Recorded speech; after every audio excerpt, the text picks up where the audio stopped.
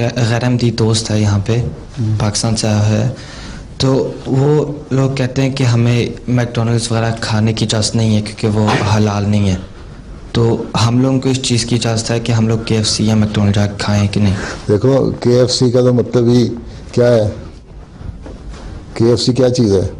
अगर तो वहाँ कैंटीन की फ्राइड चिकन ही कहते हैं ना उसको, इसी से बना है। अगर तो वहाँ चिकन है तो ठीक है, अगर वो हैम वगैरह इस्तेमाल करते हैं तो तुम्हें बचना चाहिए। उससे पहले पूछ लेना चाहिए कि बर्गर में कोई हैम या कोई ऐसी चीज़ तो नहीं जा रही है, लाड या कुछ किस्म की चीज़ जिसको कुछ जो भी सूर वगैरह से मुतल्लिक़ है, तो वो चीज़ें ना खाओ। बाकी अगर वो चिकन बर्गर वगैरह हैं तो बिस्मिल्लाह पढ़ के खा लो। लेकिन अगर तुम्हें ये यकीन हो जाए, सामने उससे पूछ भी लिया, मैं तो बहुत दफ़ा पूछ भी लेता हूँ कि जो जिस पैन में पका रहे हो उसमें कहीं हैम तो नहीं तला पहले, या उस ऑयल में वो इस्तेमाल तो नहीं किया है लाड वगैरह